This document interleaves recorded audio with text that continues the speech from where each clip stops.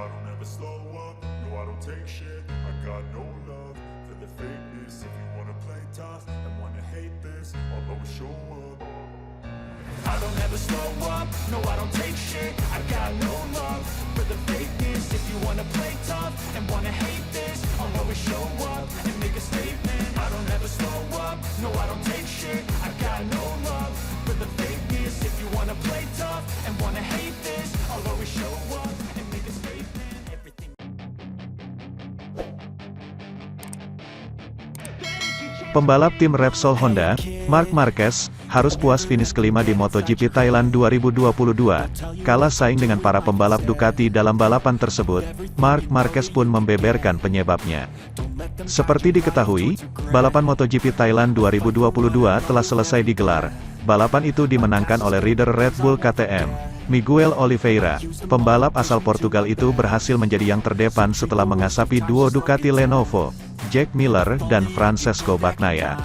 Sementara itu, Marc Marquez harus puas finish di posisi kelima pada balapan yang dilangsungkan di sirkuit internasional Chang, Buriram, Thailand pada Minggu tanggal 2 Oktober tahun 2022.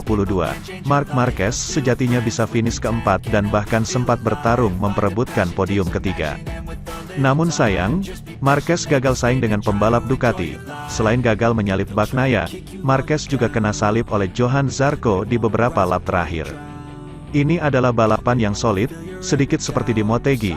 Saya memulai dengan tenang, menemukan ritme saya selangkah demi selangkah dan menghangatkan ban dengan baik, ujar Marquez, dilansir dari Speedweek, Senin, tanggal 3 Oktober tahun 2022.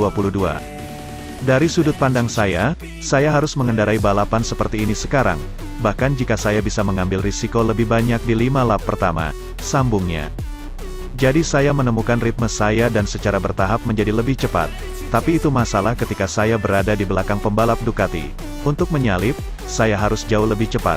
Sebab, mereka mengerem sangat keras, menghentikan motor, dan yang paling penting, memiliki akselerasi yang hebat, tambahnya. Di sisi lain, Marquez juga telah berusaha untuk menggagalkan Bagnaia dalam meraih podium. Namun, rider asal Spanyol itu kesusahan dalam mengejar kecepatan yang dimiliki Bagnaia. Saya mengejar Pecco, tetapi tidak dapat menemukan tempat untuk menyusulnya. Karena saya hanya sedikit lebih cepat, tetapi tidak cukup, tandasnya. Sementara itu, tim direktor Yamaha, Massimo Meregali, kebingungan untuk menjelaskan hasil buruk Fabio Quartararo di sirkuit Chang, Buriram, Minggu, tanggal 2 Oktober tahun 2022. Akhir pekan balap MotoGP Thailand adalah bencana bagi Quartararo. Alih-alih memperlebar jarak keunggulan dari Francesco Bagnaia, sang juara dunia bertahan malah kini dibayangi selisih 2 poin saja pada klasemen. Dalam perlombaan pun, Quartararo benar-benar menderita.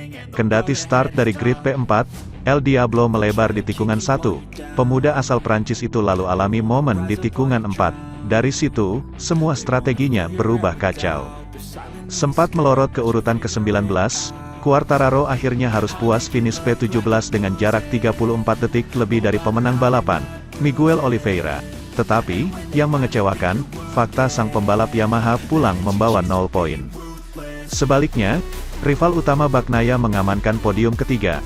Tambahan 16 poin jelas begitu berharga bagi Pecco, karena jarak 18 poin terpangkas menjadi 2 poin. Ini bisa dijadikan momentum untuk hadapi MotoGP Australia. Usai balapan, Quartararo menolak berbicara dengan media. Meregali bahkan mengaku bahwa Yamaha juga belum bertemu empat mata dengan Quartararo, guna membahas secara spesifik akar permasalahan dari kinerja buruk di Buriram. Seperti yang bisa kami bayangkan, itu bukanlah situasi yang benar-benar ingin saya hadapi.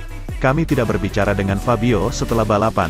Dia mungkin benar-benar kecewa dan frustrasi. Dia langsung pergi ke kantornya untuk menenangkan diri, tutur Meregali kepada MotoGP.com. Ini juga sulit bagi kami untuk menilai sampai kami berbicara dengannya. Kami benar-benar berbicara dengan dia, untuk memeriksa data dan melihat apakah itu cocok, dan itu sangat sulit untuk dipahami.